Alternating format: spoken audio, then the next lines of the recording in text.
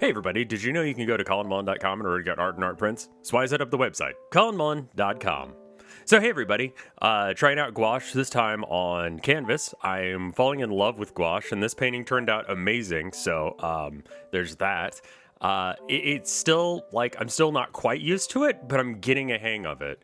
It's weirdly like my Warhammer paints and also like acrylic to some degree. It's somewhere in between those two, and so like I feel like I kind of understand it. But yeah, there's definitely a few times where I accidentally like wipe out something that I had already painted or whatever, and it's just annoying. Ship at sea, rough seas, there's vibes here, you know. So let's talk about this piece and talk about today's subject matter. So what am I talking about in this piece? You know, the ship is still floating, but things are not going well. And I would say that's where I'm at. Like, I think it is rough for a lot of people right now. I don't think this is a unique situation. There's a quote that is misattributed to John Lennon, but is actually from a Portuguese author named Fernando Sabino. I don't know if I'm pronouncing that correctly, but the quote, when translated, is something along the lines of, everything will be okay in the end, and if it's not the end. And that's how I view art, as well as I'm trying to view life.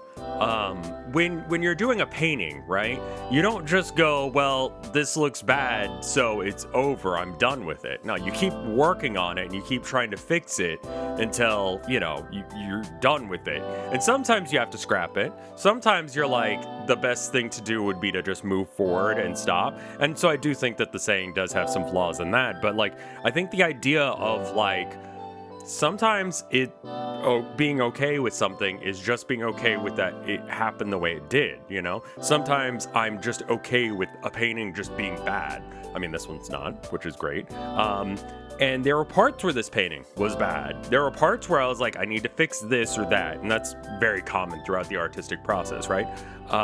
But being able to go, yeah, it's bad right now, but everything will be okay in the end. And it's not over yet because it's not good yet. It's not okay yet. And so I think that when you're at the canvas, you're at your art station, this is part of that spiritual practice of art that I've spoken about before, where it's like there is stuff to be learned beyond just the mechanics and the, you know, color reacts in this way, theory reacts, you know, you should do this because it allows you to see perspective in a certain way, blah, blah, blah, theory stuff, right? But I think that like your own personal like time with art, you should also think about the art as that. And sometimes you can figure out something through art that you couldn't figure out in life.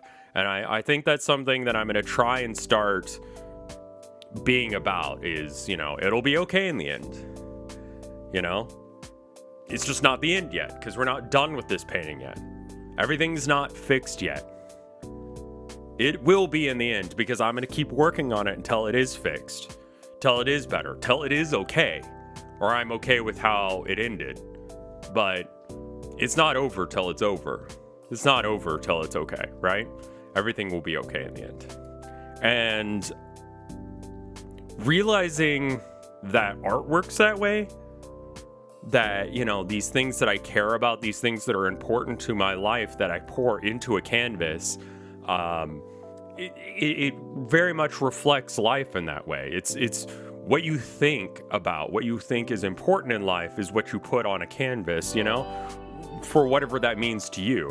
And seeing that, you know, as a microcosm of my own life, of realizing, yeah, this painting will be okay in the end, you know, is super important.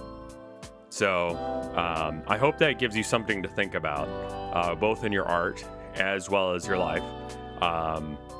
It's a good saying, but anyway, I need to thank the people on patreon.com/RevScarecrow who gave $5 or more. Thank you to everyone who donates there. It does help out and does allow me to keep making these videos, be able to get supplies and that sort of thing.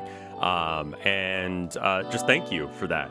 But extra special thank you to the people at the $5 or more tier. You get in the credits here.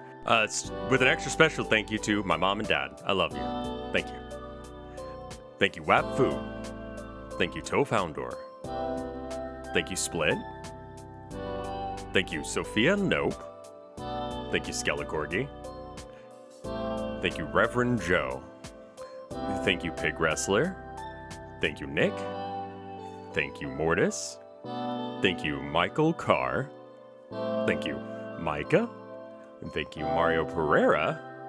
Thank you, Kayla Hollinger. Thank you, Katie Valent. Thank you, Josepher. Thank you, Gabriel Bennett. Thank you, Freak Wannabe. Thank you, Egg. Thank you, Count Cannoli. Thank you, Chiptune Glitch. Thank you, Bep. Thank you, Amber. Thank you, Aggie Wag. Thank you, Ants. It's a little early in the morning and I don't want to piss off any neighbors this morning. This apartment complex is so quiet that I feel so bad for screaming this early. But anyway, I hope you guys had a good time and I hope you enjoyed this and I hope it gave you something to think about. Oh my god, that's the image that's going to be there for this? Great, cool, good. All right, anyway, I hope you guys enjoyed it. I'll see you in the next one. Thank you so much. Bye.